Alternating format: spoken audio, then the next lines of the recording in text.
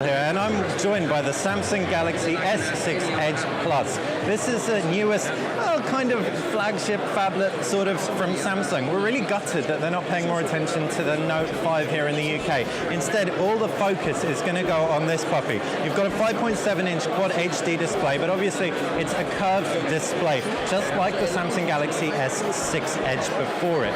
You can see the display takes up most of the screen. It's quite nice in terms of the in-hand feel. The sides kind of curve slightly up just to accommodate your hands a little bit better. You've got a 5-megapixel front camera, a home button which doubles up as a fingerprint scanner, and 2 capacitive buttons either side of it. On the right-hand side is where you can see the power button, physical power button. Down at the base, USB. Sadly, it's not a USB Type-C, rather a USB 2. 3.5mm headphone jack and a loudspeaker. Metal frame. Left-hand side is that volume rocker. Up at the top, no buttons, but there is what appears to be a micro or nano SIM eject slot. Also, no, it doesn't look like there's an infrared blaster, but that dot there might do it, even though it's probably more likely a noise-cancelling microphone. Anyway, around the back, 16-megapixel rear camera. You've got exactly the same finish as that found on the S6 Edge.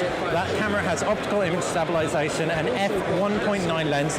You've got that flash there, which also will likely double up as a heart rate monitor as well. We've got the gold version.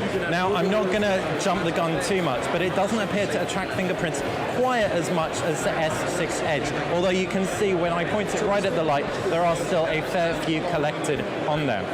Now we can talk you around that display. Obviously, it's an AMOLED screen, Quad HD resolution, incredibly sharp, incredibly beautiful. First time we've seen something of this size, curved display, and Samsung's really hit it out of the park. We can ramp up the brightness because we've got it quite low. Just to show you, it does go very nice and bright, and obviously, like most AMOLEDs that we've seen, nice and dim as well.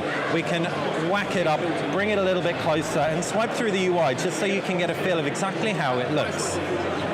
Jumping through to home, I can run you through that UI, and Samsung's focused on the Edge a little bit more than they did before. So if I was to swipe in from the right, you can see rather than just having contacts, you've also got applications that populate the Edge as well. And you can obviously swipe through to the contacts too.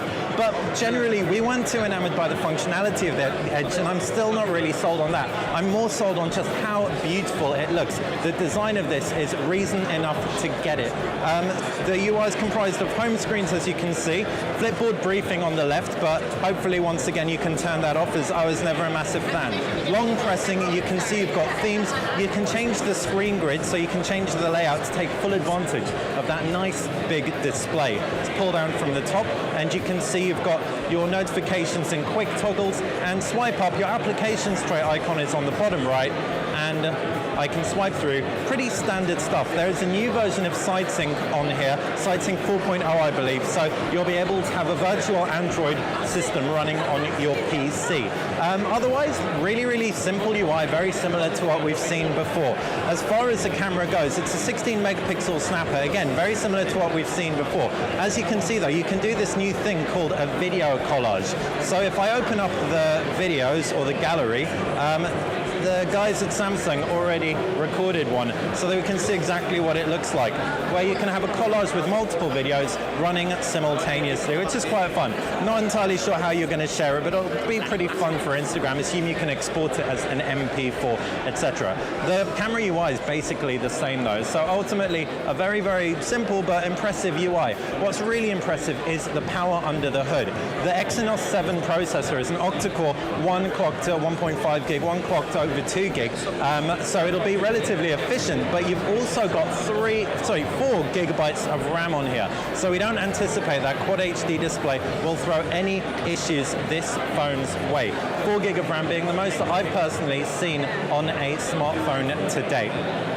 Other key highlights, up to Cat 9 LTE depending on your region. In the UK it'll support up to Cat 6, and that's with EE. We don't actually know the capacity of the battery. Think it's 3000, that's what was leaked, but we'll overlay the actual battery capacity on screen. Naturally this supports both wired and wireless charging, and will charge from 0 to full in as little as 90 minutes according to the guys at Samsung. So that's been the Samsung Galaxy S6 Edge Plus. Quick hands-on. Hopefully you've enjoyed it. If you've got any questions about it, just fire them in the comments section below. Obviously, if you want us to try anything out, we've got this phone now. We'll hopefully get it from Samsung soon for review. We'll throw any questions that you fire us straight